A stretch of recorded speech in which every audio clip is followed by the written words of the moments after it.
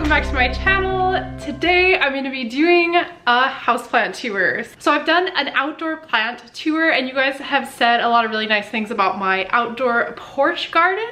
So I want to show you my indoor houseplant garden. My apartment is mostly south facing, but I also have a bit of west facing light, so I get afternoon light and midday light. So I'm gonna go around and show you all of my plants and give you some tips on how to care for your plants. So let's go. Okay, so we moved over 3 inches. This is where we're gonna start with my plant tour. So I have some plants in this little area. So this is my kitchen and I have these really beautiful like open, I don't know, what do they call them? Shelves, cabinets without any covers. They're just like kind of slot things. And so I just put a bunch of plants on it because they get good light. So this gets a lot of like indirect light throughout the day. So the very first plant that I'm holding right here is a coffee plant. And I've also got this really cute little bear plant hanger thing that I found. And so he hangs onto the side of this coffee plant, which is kind of fun. So this is actually, I think it's like an Arabica coffee plant. So obviously like it's a house plant. It's not gonna grow coffee beans, I'm pretty sure. I think you have to plant it outside for it to do that. But I just thought it looks really cool and it's like nice and lush. So this guy really likes some indirect light. And I need to water him a decent amount. He's definitely starts getting droopy when he needs more water, but he's been pretty low maintenance. I don't have any complaints with keeping this guy alive. So coffee plant, plant number 1. This is plant number 2. This is my princess. If you guys have ever tried growing a maidenhair fern, chances are you probably have killed a few. I killed one before when I tried to grow one in California, but this is my survivor. He pretty much dies like every 3 months and then I somehow managed to bring him back to life. But out of all my plants, he needs the most amount of water. So maidenhair ferns need lots and lots of water and humidity. So I actually have a humidity meter that I track the humidity in the apartment just to make sure it's not too low. And I live in a relatively humid climate here on the west coast of Canada. So he likes the climate here. I was always killing my maidenhair ferns when I lived in dry climates in like Alberta and California. So he's doing okay here now, but he needs so much water. I need to water him maybe every 3rd day because the soil actually needs to stay moist. He's doing okay. He gets these little dead fronds here and I just kind of chop them off as I see them, but he's always putting out new growth.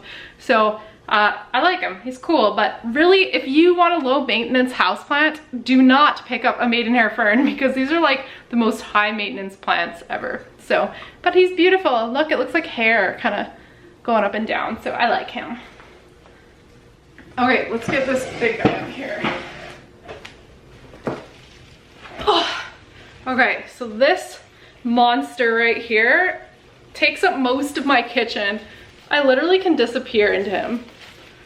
Are you just giving me a big hug? Okay, so this is a philodendron, and I want to say it's a heart leaf philodendron, I think is right, because these leaves are like kind of the shape of really beautiful hearts. Yeah, it kind of looks like a heart, hey?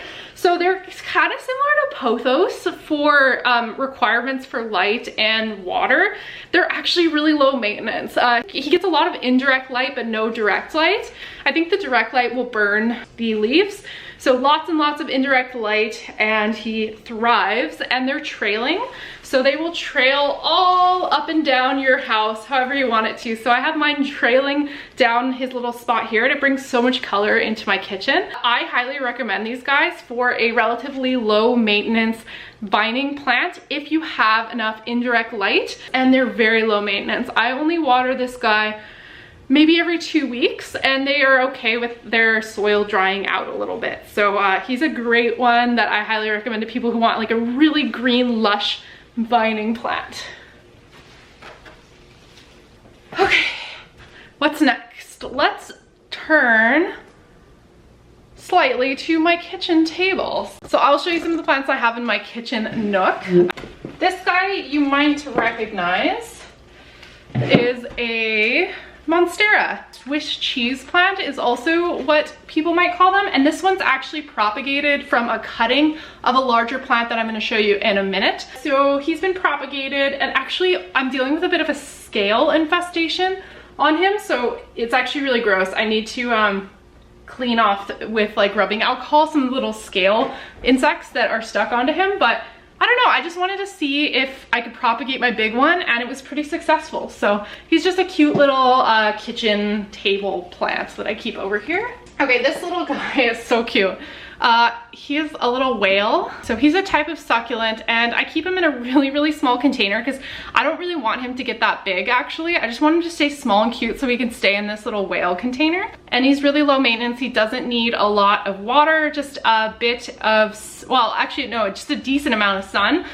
This window that I have all these plants in that I'm showing you now is a south facing window, so they get pretty direct sun. So I have a lot of really sun tolerant plants here. Okay, the next plant I'm gonna be talking about is I call them butt plants, but they're lit hops. So lit hops are this really bizarre plant from, I wanna say they're from South Africa in the desert. And I actually only water these guys one time a year. I know that sounds really weird, but in the wild, they would pretty much only get one big dose of water a year. So I try to keep it with that. And they split in half once every year around springtime. The outer coat kind of shrivels up and gets all shrivelly, and that's when you know it's time to water it. It actually, I'm not totally sure, but it looks like this guy's gonna flower. So I might be dealing with a flowering lit hops, or it might just be dying. I'm not really sure. They're a little hard to take care of. If you want to get a lit hops, I think they're also called living rock plants. Just make sure you look up really detailed care guides because you do not want to overwater these guys or they are going to die. Next little guy that I got is my yucca. I think it's a yucca. It's a tiny little yucca. So these guys actually get really big, and you can see them in people's front yards, and they'll get huge. And when they flower, the big flowering mass comes out, and it's giant, and it actually can topple like people's houses over. But I just thought like a little cute one is nice. Okay, this little guy I think is also another lit hops. I water him about once a year, and most of the time he just sits here in the sun doing his own thing. Here's another little succulent that I have, and I propagated this one actually from a piece of succulent that I found at the garden store. So I don't know if you guys know this, but you can actually like take a piece, like a leaf off of succulents. So something like, you know, one of these leaves, and pull it off and it'll actually grow into a new plant. So this is my attempt at propagation. He's growing really slow. Like this thing is like 1.5 years old and it's still super tiny, but it's kind of a fun little experiment on propagation. And I'm not actually sure what species of succulent this was because it was like a random leaf that I found on the ground. Okay, do you want to see a failure? A plant failure? Because this is my failed jasmine houseplant, and honestly I think I'm just gonna throw it away because it's pretty much dead. There's like one shoot of like maybe new growth that might survive, but I just like forgot to water this, and he got way too much sun. He's in a south facing window and he just got burnt alive. Sorry little fellow, but yeah, if you have one of these houseplants, give it more water than I did. Okay, now let's move from my kitchen area over slightly to the side to talk about my pride and joy, which is my monstera. This guy is massive. Basically, he's larger than I am. It kind of looks like you're in the jungle, like Tarzan would swing from these. So this guy's really special. I really like him, and these plants are actually really popular right now, so he was actually kind of hard to get. But I got him for $14 at Home Depot, which is a really good price because a lot of times monsteras will be like $100 to $200 for a big one, which is insane. I found him at Home Depot. Unfortunately, he has a bit of a scale infestation, similar to the little one that I propagated off of him. So I've been fighting a scale infestation on him. I've been cleaning with the scale off with rubbing alcohol dipped in a Q-tip, and I just kind of wipe the scale off, but it kind of just like keeps growing and growing. So if anyone has any extra tips for just stopping a scale infestation in his tracks, let me know in the comment section down below. But yeah, he's pretty cool. And the best thing about monsteras is you can cut off some pieces of them, and you can actually propagate them and make new plants and then give little plant babies to all of your friends as like housewarming gifts. So I always thought that was kind of cool. Monsteras, I've seen conflicting advice on light requirements. Some things I've seen say that they need indirect light, but this guy just loves light. I don't know what it is, but I've experimented with indirect and direct light, but he likes the south-facing window. But sometimes they can vary a little bit even within the species based off of the plant itself. So definitely don't be afraid to experiment a little bit with what light requirements work best with your plants. All right, moving from the monstera here. So this is my coffee table, and on my coffee table, I have this guy, and he is a gold flake Croton, I believe. I got him from IKEA, which is kind of a weird place to get plants. He's actually been in my house for almost 4 years, so he's actually doing really well, which is good. So they have these really pretty gold flake leaves, and I just think they're gorgeous. So he gets mostly indirect light, but he can put up with a little bit of direct light, but not too bright. I definitely wouldn't put him on a south-facing window or anything like that. He's pretty good with telling me that he needs more water. So when they need more water, their leaves actually get really droopy, and it looks a little bit like the plant's dying. But that just means he needs water, and then he'll bounce right back once he gets some water. So I tend to keep his soil pretty dry until his leaves start to get a bit droopy, and then I water him. And that's something that I do with a lot of my plants, is I let the soil dry out most of the time fully before I water them.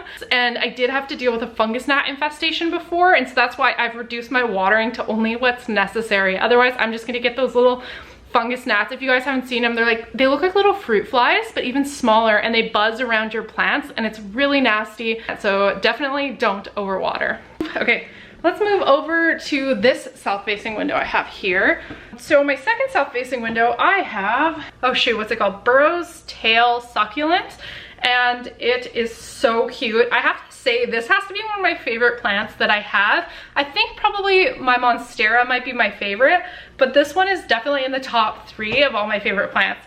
So he's actually struggled a bit because I actually took him outside, which was a terrible idea. I shouldn't have taken him outside. It was too cold for him, so he actually got cold shock. So he died a little bit on the top. So you can see the top is looking a little rough, but he's bouncing back, and he's putting out all these little like succulent-y new growths. They're actually quite delicate plants. You have to be really careful when you repot them, because these little tiny little succulent leaves have a tendency to just kind of litter and fall off. They're succulents, so they don't need that much water, but they do like lots of sun. So I keep them in a sunny south-facing window. If you live like in the southwest of the US, you probably can keep these guys outside, but apparently Vancouver Island is not hot enough for them, so don't put them outside, but they do great in like a sunny south-facing window.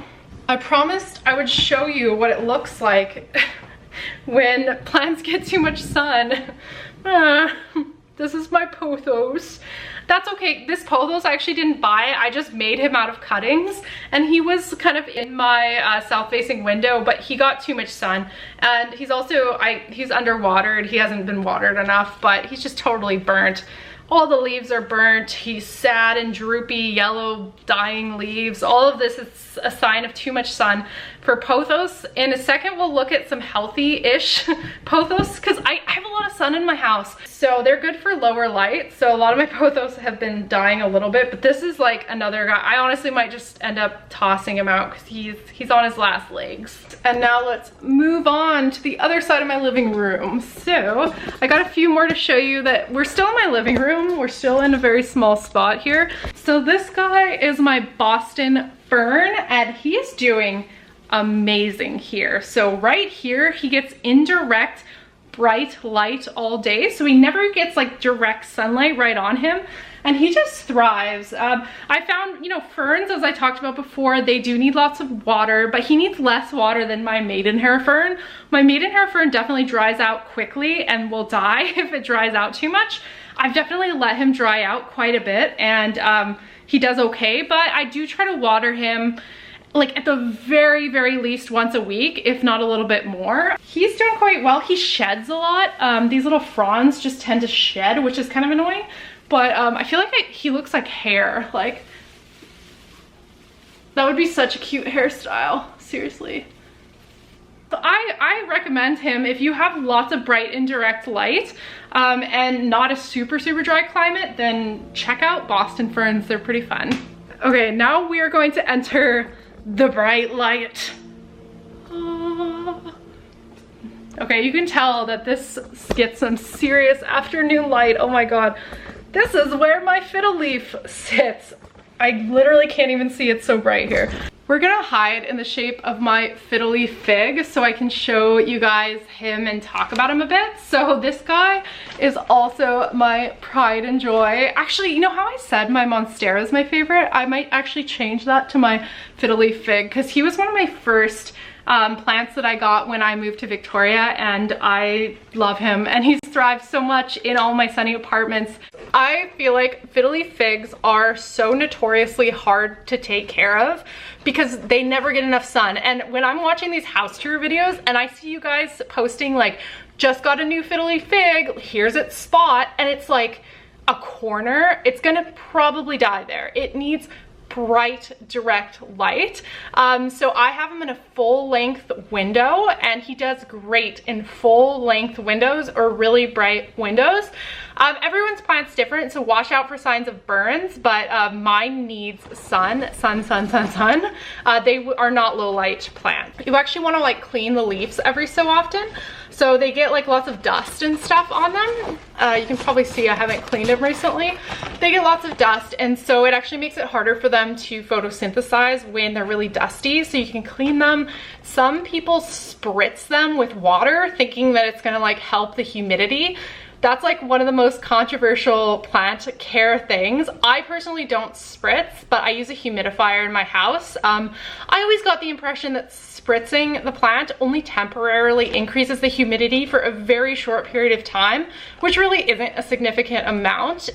If you're dealing with a really dry house, you will probably want to use a humidifier to keep plants that enjoy a little bit more humidity. Okay, this is the last plant in my living room, and it is my Dracaena marginata. So I always call it like Dracaena margarita because it just always reminded me of that. So this is actually the oldest plant that I have in my house. He came all the way with me from Calgary, and these guys can be a little particular. This is what he looks like here. So these guys can be a little bit particular. Basically what I mean by that is he's very content with this specific corner of the house, and I don't move him because every time I move him, he starts to drop little fronds. They also don't like very direct light. They're definitely more of a low light plant. So if you're looking for a low light plant, maybe try one of these guys. They also grow towards the light, so that's why this one is like curved. It's trying to reach the light. So I've just been turning them a little bit to make sure they're a little bit more even. I have also heard tap water can be a little bit harmful to them, and they'll actually drop some leaves because they don't like the tap water. So I don't know if it's the chlorine in the tap water, but try using like a water that's gone through a Brita filter if you're having trouble with dropping leaves on these guys. That's all my living room plants. So we're gonna move into my bedroom. My bedroom gets lower light than my living room. So I have a west facing window in here. So these are plants that get a little bit of afternoon light, but they're actually quite low light plants. So let's first go to my bedside table here and look at the plants on here. So my bedside table plants are a lot of cuttings I've taken from other plants I have in my house. So the first one here is, you might already recognize it because you've already seen it. This is a cutting from my heartleaf philodendron. So he's doing quite well here, and like this corner gets no direct light and it just gets indirect light throughout the day, and he's really thriving with indirect light. So maybe he'll get as big as his brother one day, but for now, just little guy here. And then this is a spoiler of what you're gonna see in the office, but this is my Marble Queen pothos cutting. So this guy, same thing, very indirect light, and he's vining, so he's gonna get nice and big, just like his mama, which I'm gonna show you in a moment. But the Marble Queen pothos are really pretty. They've got this nice variegation on their leaves. It's like this like marbly color where it's like light white and green, and he's actually quite green. You might see he has a lot less variegation than normal marble queen pothos you might see, and the reason for that is because he's actually in quite a low light spot here, and plants that do have variegation and they're placed in a low light spot will actually turn a little bit green and lose a little bit of their variegation, because the green is the part that photosynthesizes, right? So it needs more light, it's going to produce more green leaves. So if you want a plant to have more variegation and it's a variegated plant, then give it a little bit more sun, otherwise it's just going to give you green leaves. Just a little plant tip right there. We got another guy back here. So this one, so this is another philodendron. Oh, maybe this is the heartleaf philodendron. Oh, I might be getting confused. I might have been saying the wrong thing. This is another philodendron. I just don't remember what kind. Green philodendron. He is quite long and vining. So I haven't really tried propagating him at all yet, but I've just been kind of leaving him to do his thing. What you want to do basically, if they get too viney and long and not poofy enough on the top, you can just actually snip these leaves and propagate them that way. So if you do decide to propagate these vining plants, I'll show you right here. Okay, so do you see those little roots there? That could be a new root to a new plant. So you want to snip it probably somewhere around here would be fine. Under the new growth nodes. So you can see them all down the plant. So you can actually cut with one vining plant, you can make multiple new plants. Or you could stick them right back in the top of the soil and then they'll just get bushier on the top. So there's a fun trick about vining plants. I will show you what some of my little propagates look like in the other room. But I usually just kind of like tuck this guy like that, and it looks really cute vining that way. So the other plant that I have here is a nerve plant, and I bought this guy on an impulse, just wondering like what's gonna happen, like if it would do well in my house or not. He does okay. So nerve plants are very low light. They do not want any direct light, but they're also super high humidity plants, and I think that's kind of where I went wrong, because my bedroom isn't that high humidity, so you can tell he's not really thriving. He's just a little bit like dried out, but he hasn't died.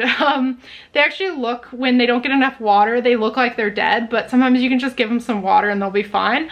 But this guy definitely could use some more humidity, but he does okay here, so I kind of just have him here for now. If you have him in a bathroom, like my bathroom doesn't have any light in it, but if you have a window in your bathroom, the nerve plant would be a really good one to stick in your bathroom, just because the bathrooms have much higher humidity than bedrooms. So you know how I said my bathroom doesn't have any windows? Guess what? I still have a plant in there. Okay, this is how dark my bathroom is, but I still have a plant.